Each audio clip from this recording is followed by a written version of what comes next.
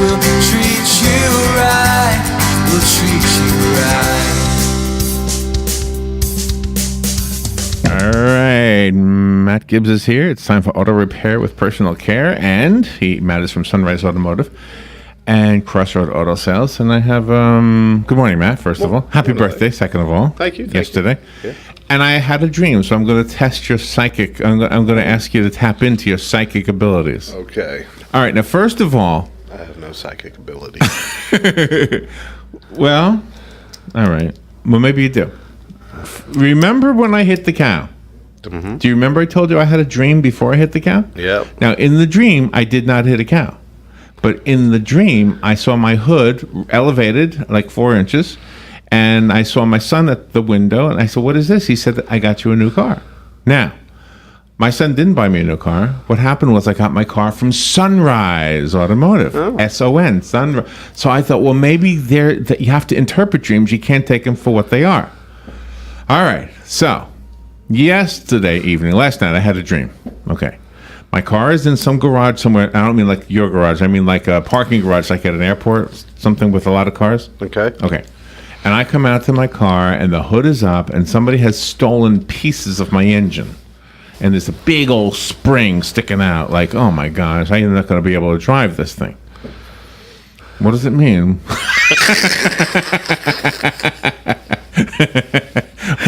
What should I do? Like, what could I have done to prevent the cow? So, what could I do to prevent whatever the heck is going to happen now? Okay. See, this has nothing to do with no psychic power right here. This has to do with Larry's checkbook. Oh, yeah, well, I already knew that. Yeah, the answer to the question is no matter what happens, it's still going to cost money. I think it's time for the Buick rendezvous to rendezvous on over to Sunrise and get its annual services. Oh, you think it's telling me to get a checkup? Okay, Yeah. well, you might be right. That's what you could do. Okay, well, good. Thank you for telling me that. No problem. I did have a second dream about my car, too. I had, like, double wheels. You know how they have double wheels on trucks? But I had double wheels on my car, and the inside one was flat. I could still drive because the outside one was good, but the inside one was flat. Huh. What does that mean? That means that when you come in for your annual service to really look close at your tires. All right. You have a phone call. By the way, the phone line is open if you want to call in. The number is 622-9622. If you want to call Matt at his garage, the number over there, and we'll do this a couple times in the show, the number over there is 690-1993. Thank you. Because last time I think I gave you My cell phone. Yeah. Which I don't mind. You don't mind? My wife minds, but I don't mind. Good morning. You're on the air with Matt. I can tell you what your dream means, Larry. Well, what does it mean? It means that you're a seer that has not quite perfected his talent. What? And Matt, he just sees them dollar signs when you have them troubles that he's going to fix you with. That's how it makes the world go roundy round. Serious, Larry, serious. You have the beginnings of a seer. It needs to be worked on a little bit. I have the beginnings of a Sears, like the grocery store? I mean, A seer, S-E-E-R. Oh, seer. Okay. A seer. All right. It's kind of like a male witch, not a warlock, a seer. Oh, Sears. Okay. A male witch. Okay. Thank you, Frank. Tell you more about that later. All right. Thank you. I think what I'll do is I'll just take the bus if something happens. I think that'll be my solution. Hey, I have a question for you. All right. I was listening to this thing on Red Eye Radio, which is basically an overnight show for truckers, yes. And they were talking about the invention of the diesel engine and how it made the engines in vehicles much stronger and able to be used in big trucks, right? I never knew that. I always thought an engine is an engine. Oh, no. So diesel is actually a stronger engine. Well, I'm stronger. Is that the right word to use for a diesel engine? It would be yes. Well, torque wise, I mean stronger. You know, some people would think faster So why don't they use gasoline engines in trucks? because the diesel engines stronger, able to produce more pulling torque. Okay, the low end power stuff. So the other question I have, this is an environmentalist kind of a question, but I mean, does one pollute the air more than the other? Well, there's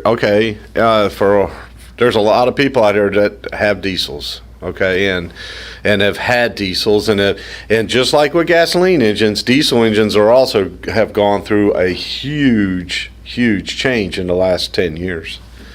And now diesel engines, before diesel engines didn't have catalytic converters, they didn't have regulations on emissions and stuff like the gasoline engines do, but now diesels are starting to catch up, with now they have particulate filters, which the DEF fluids that a lot of the new diesels have, the lower sulfur contents that the stations are now having to produce and pump out and stuff like that. So yes, at one point diesel engines were a lot, they were a lot tough. They were worse than the gasoline because of the computer stuff, the computer age. But now diesels are catching up to what gasoline. Does it compromise their strength or their performance? Actually, I think it's kind of enhanced it. Okay. I'm not a big diesel guy. I do some diesel stuff, but it's like those diesel guys are diesel guys. Oh, really? Yeah, and we do some, but.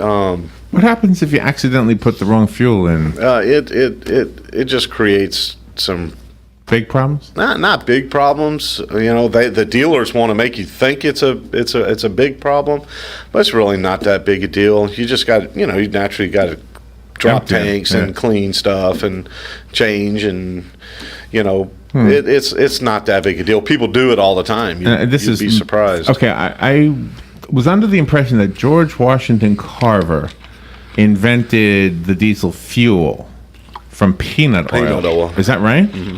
Is that right? So diesel is actually made from peanuts. No. Okay. No. Diesel is a byproduct of gasoline. So what's the peanut? What's that? Well, I mean, that's where it all just started. That's where it originated. One of the things I've done is I've converted diesel cars, a Mercedes diesel, to run on vegetable oil.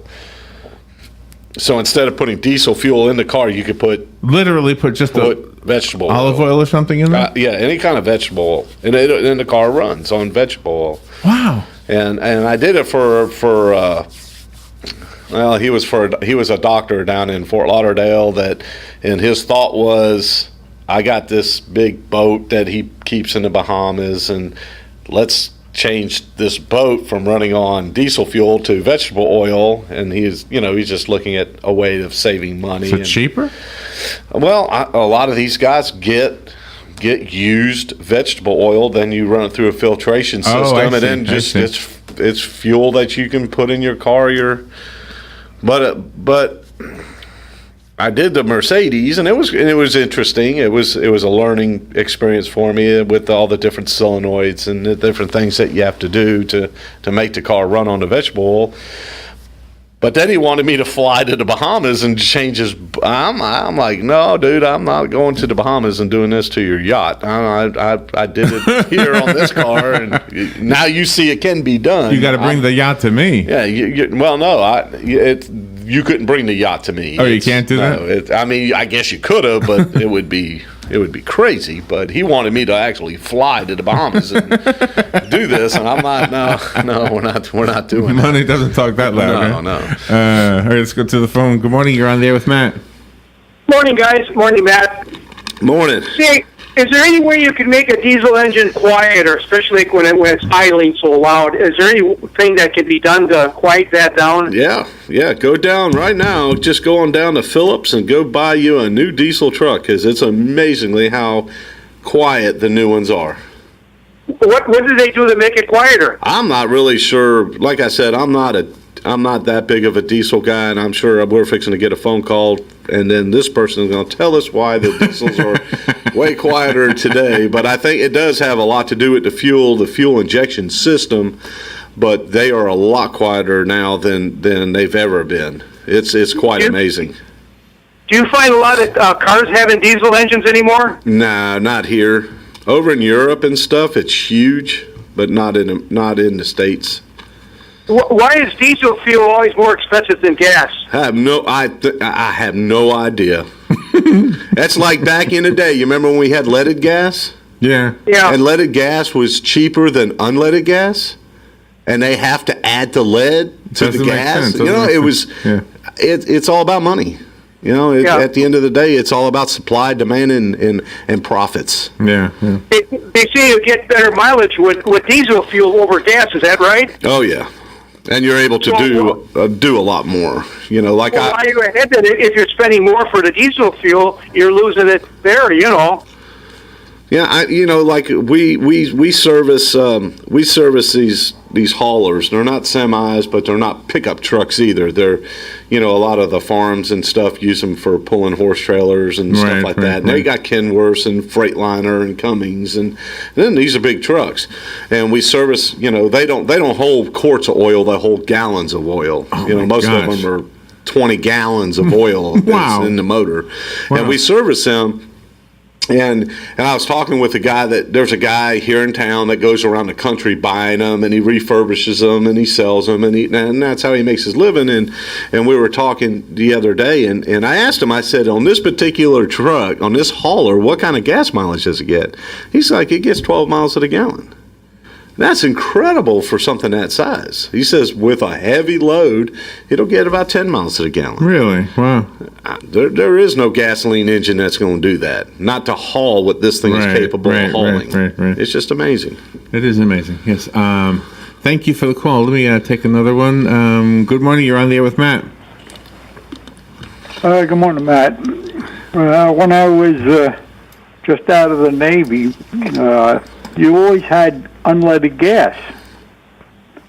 And it was the same price as the regular leaded gas. And the gas was called Amoco. So, when they pulled that deal on you, it cost more because it's unleaded gas, I think was a big a hoodwink job. Because Amoco was always competitive with the other fuels, like Gulf and all that. Phillips at that time. So I'm just wondering what your thoughts are on that, and I'll hang up and listen. Have a good day. Thank you. I mean, I totally agree. Like diesel fuel is the byproduct of what's left over when they refine the crude to make the gasoline. Mm-hmm. Same thing with like kerosene, and it's like, why are they charging more for the leftover? For the waste. Right. They charge more for the waste than they do for the product. Why when back in the day they had to add the lead? The lead was added to the fuel as a lubricant. So why did Amoco have this? The only thing I can think of, and we've talked about this a million times, and I don't care what industry we're talking about, it always comes down to the profit, to the money. Yeah. You do have another phone call. Good morning. You're on the air with Matt. Why in the world would anybody want to eliminate the rumble of the diesel? Don't you know us rednecks love that rumble? And you can go, and Frank, and there's plenty of old diesels out there, so you can rumble on, brother. Hey, I had a little bitty old Isuzu pickup. Matter of fact, I had two of them. And if it wasn't for that rumble, I wouldn't have had either one of them. Yep. Well, matter of fact, I know where there's one of those old Isuzu pickups. I know where there's one for sale right now. Isuzu pickup? That diesel. No, plenty of diesels for sale. I want an Isuzu pickup. It's diesel. It's an Isuzu diesel pup truck. Okay, what year? I can't remember, but if you call me later, I can give you the year. I can do that too. Okay. Thank you, guys. Yes, sir. And that's a good time to remind everybody listening that not only does Matt fix cars, but he also sells cars. You want to highlight one right now? Do you have one on the lot you can talk about? Oh, boy. Just in case somebody steals my engine parts? 2009 Nissan Altima. 90,000 miles, super nice car. If someone's looking for a nice car, second car for a grandchild, son, daughter, it's a super nice car. Did you know the purple-haired guy? Nah. Oh. You know, when a guy walks by with purple hair, it just kind of catches your eye. I thought maybe you knew him. I mean, yeah. All right. Gosh, I did have a question based on what everybody was saying. Now I forgot what it was. Oh, I know what it was. With all this talk about, like Frank brought up the topic of he likes the sound. Mm-hmm. And I know that people who drive these Harleys must like that sound. Yeah. Otherwise, they wouldn't have them, right? And in fact, when there's the toy drive at Christmas time and you have 6,000 motorcycles coming at you, it wouldn't be the same if they were electric and were quiet, right? Right. No. And I understand that. I got a boy's truck down at the shop right now that's burned up his rear end because he had to cut his exhaust and had it dumping right on the rear end housing. Oh, no. And it burned up his rear end because it got probably so hot. Oh, really? But he just wanted that sound. He just has to have the noise. So if you want the noise, there's ways of making it noisy if you want the noise. I'm beyond those years now. I like nice and quiet. Yeah, me too.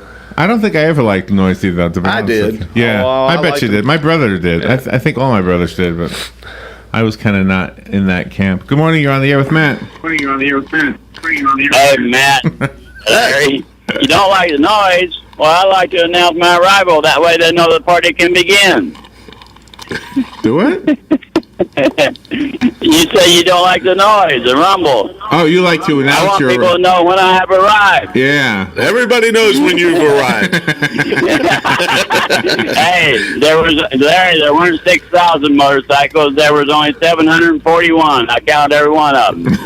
And they went to that hospice thing. I was embellishing. Toy drive or whatever. But you talk about a jet. I mean, there was a jet or 3 trains all at the same time. That's what it sounded like. I thought we were really being invaded. Yeah, that's a cool sound. I remember it well. Nice fall, cool day. It's Thank you, guys. Sound of power, the power of people coming together for a good cause, right? Yeah. Yeah. And what did you say, 2009? 90,000 miles? Mm-hmm. 2009, 90,000 miles. Nissan Altima. I think I'm up to 90 now. I think I'm up to 90,000. Are you? I think.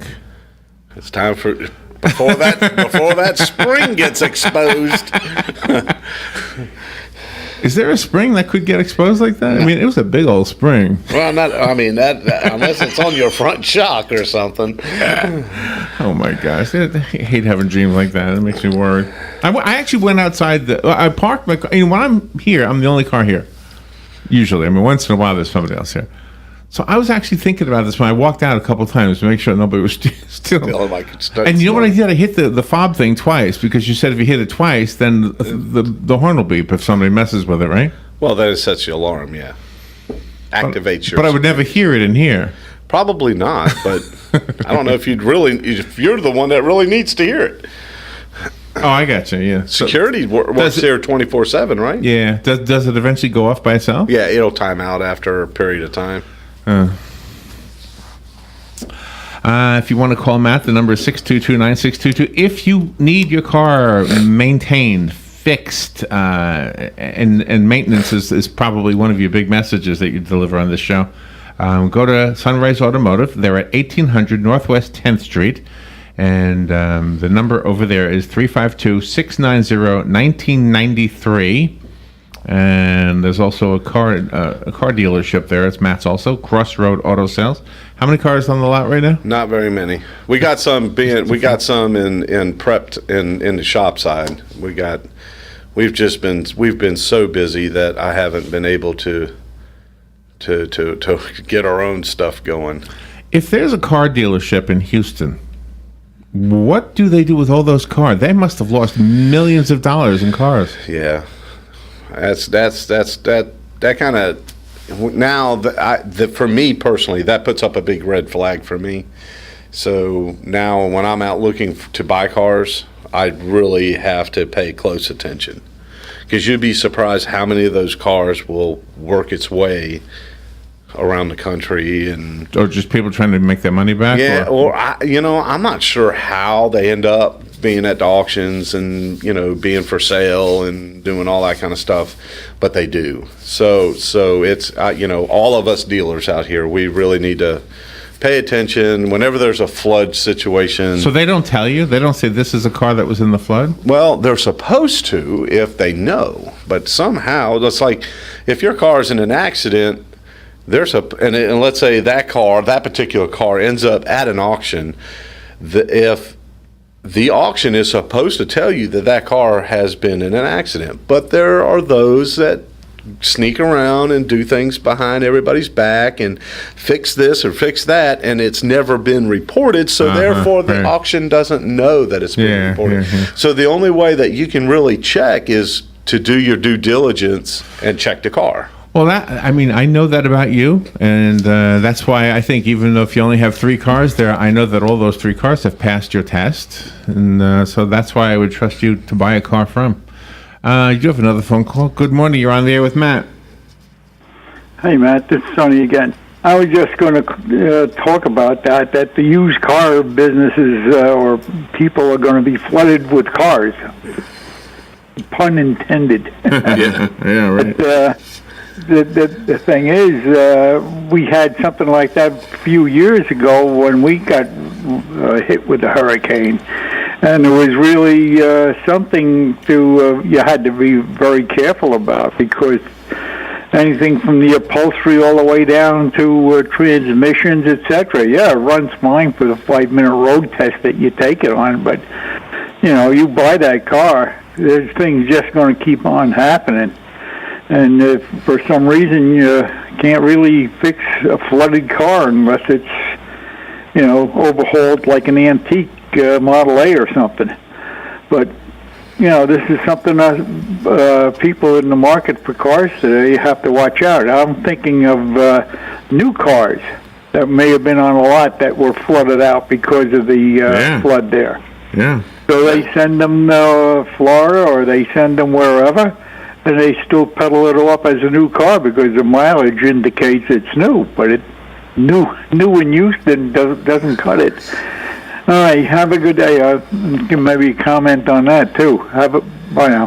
Thank you. Well, a lot of the new car stuff is not near as bad as the used car market, because the new car market is so heavily regulated. You know what I'm saying? So they can't get away with it? Yeah, they probably can't. I mean, people are going to try to do whatever to make a buck. So you always got to be careful regardless. But because of the way that the new car stores are regulated and controlled, it's a lot more difficult for them. Who owns the cars? Like at a Chevy dealership, the brand new Chevys, does the Chevy dealership actually own those cars? Well, it depends. It depends on how the Chevy dealership has those cars on their lot. Did they floor plan them? In other words, did they borrow the money to buy their inventory? Or there are some dealers out there that, there's some dealers out here that actually write a check for their inventory so that they own that vehicle. We at Sunrise, at Crossroad, we don't. Did you know him? No. We don't floor plan. We don't buy cars on credit. We own all of our own inventory. But we have insurance. So if something like this was to happen, we have insurance to cover the cars that are on the lot. My advice: if somebody steals your engine parts, go see Matt. He'll put the new ones on there. Oh my gosh! Now you got me worried. Now I got to bring the car over there to see you. Thank you, Matt. Thank you, Larry. Call me if you need Matt's number. I'll tell you real quickly. It's 690-1993. But call me if you didn't get that. We'll be right back. Cars are cars all over the world. Cars are cars all over the world. Engine in the front, jack in the back. Wheels take the punt, pinion and a rack. Cars are cars all over the world. Cars are cars all over the world. Fox News Radio, I'm Chris Foster. Rain keeps falling and the water keeps rising in and around Houston, Texas, where Fox's Evan Brown reports. Rescues are resuming. It's hard to do them at night. It puts the boat crews at risk. Evacuations are also underway again. Emergency evacuations were called last night for a number of West Houston neighborhoods near the Addicks Reservoir. To the south, Fort Bend County, evacuations were mandated in short order last night due to the rapid rise of the Brazos River, which won't crest for a few days yet. Thousands of people are in shelters. There's a big one set up in Dallas. The state's got 250 buses ready when the highways free up. Dallas Mayor Mike Rawlings. President Trump visits Texas today. There's flooding in parts of Louisiana as well. Home prices up nearly 6% in June, according to the 20-city Case-Shiller Index, with the biggest gain in the Seattle area. Fox News. We report, you decide.